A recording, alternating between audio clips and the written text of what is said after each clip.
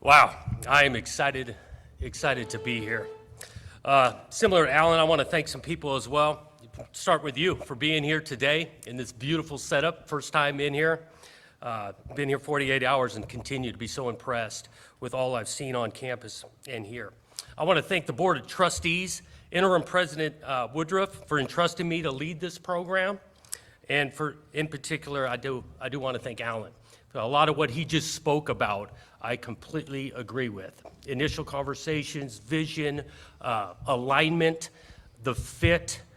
We spoke throughout this process. I thought he did a great job on a professional side. Important to me as the process went, not to be a distraction for either side, and I thought he did an outstanding job of that. Cannot thank him enough. Definitely want to thank Oregon State University, all that place has done for me and my family. Leaving there obviously was an important, difficult decision, but I go back to, again, the fit of this place and cannot be more excited about moving forward. That place will always be special to me.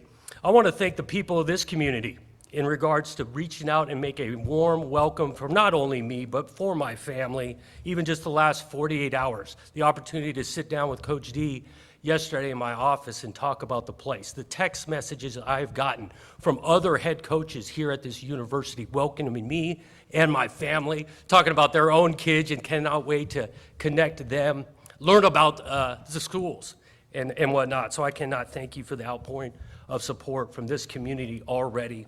Cannot wait to dive into it in the near future.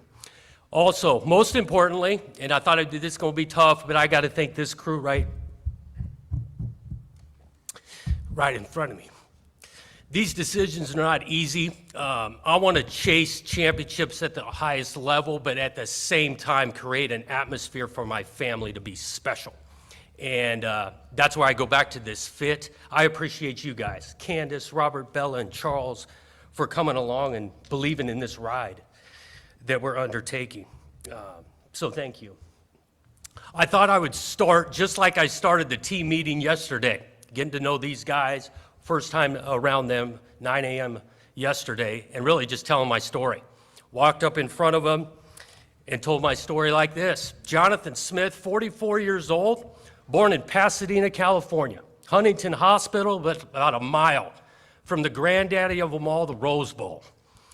Grew up in Pasadena, went to Glendora High School. At that point, playing high school football, it grew in me. I wanted to coach football.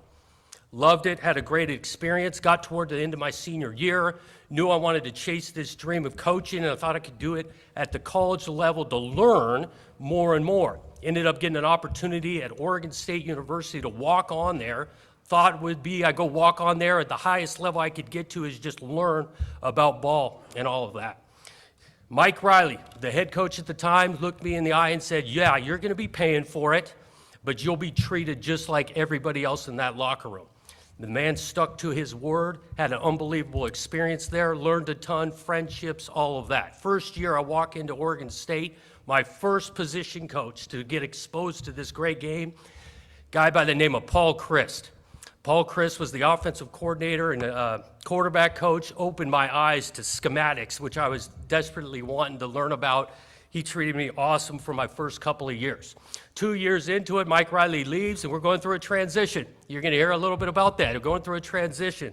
Again, speaking as if to the players, transition, Dennis Erickson comes in, ended up winning a few games the next couple of years, knew I wanted to get into coaching. Dennis Erickson allows me to start my coaching career after that, being a graduate assistant right there at Oregon State. 2 years of being a graduate assistant, I got my first opportunity to be a full-time coach at the University of Idaho. I want to thank Nick Holt for that opportunity.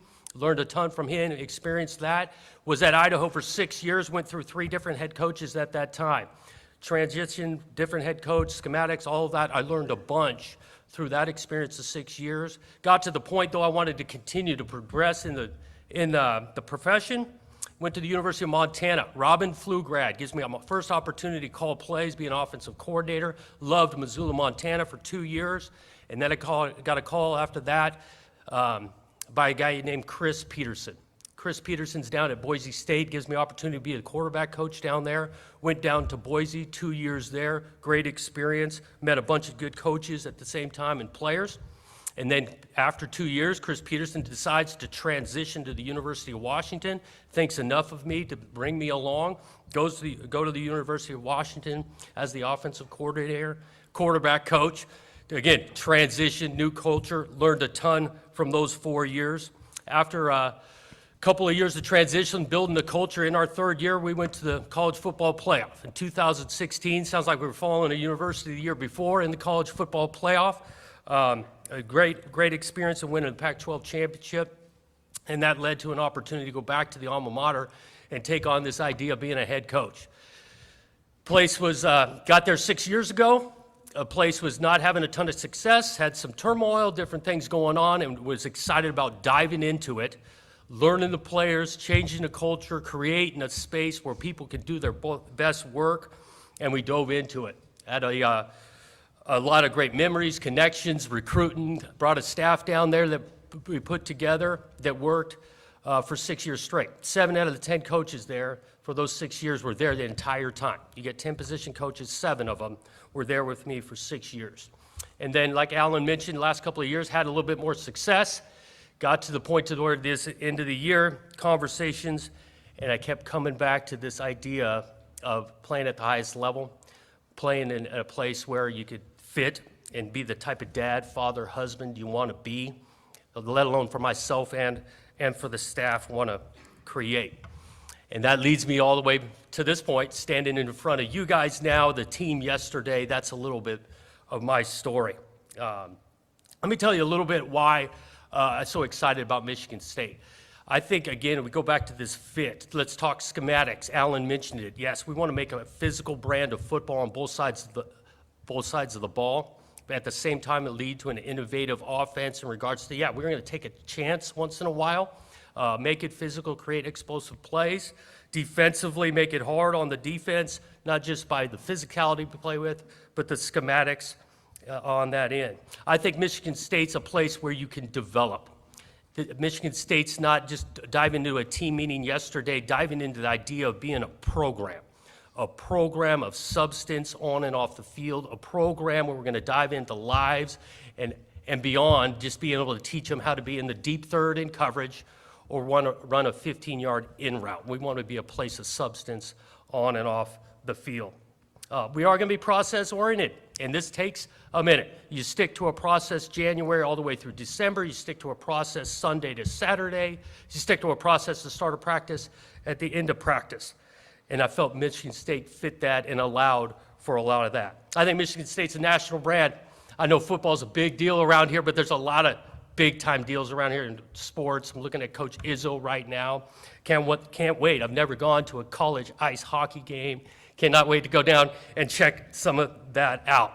I thought the fit was good as well, is because, let's face it, there's an in-state rivalry, and I appreciate in-state rivalries. I think those things are meaningful. It's a great thing about college football is to have a rivalry like that. Every spot I've mentioned earlier in my career, I know what that is like in being able to compete in that year round.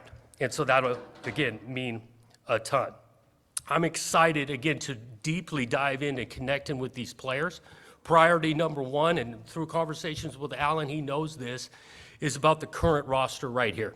The current roster, and then we're going to take the opportunity again tomorrow to dive into these lives, learn about them, learn their stories, why they chose Michigan State. I cannot wait to start on that. Not to sugarcoat, recruiting is vitally important. We're going to put the staff together and dive into that as well, but you go out and recruit, you got to know what you currently are working with, and again, retaining that roster will be vitally important. I've got confidence in this move. I cannot overstate the idea of transition a family all the way over here. I cannot overstate how important and confident I think we are in this thing. I shouldn't say think. We are confident in this thing, and so excited to be here and really get started. This is a big day. You get on stage, you got the press conference to go. We got to answer some questions with the press. We've got a basketball game to go to tonight. I'm looking forward to diving into these players and getting in that meeting room and setting plans and really getting started. because it's going to take some work. I think a lot of us in this room understand this is going to take some work, and I am definitely excited and up for the challenge and opportunity that's in front of us. I'm going to stop there and just echo again, I can't thank this community enough for the warm welcome. I am fired up to get going, and let's go do this thing. Go great.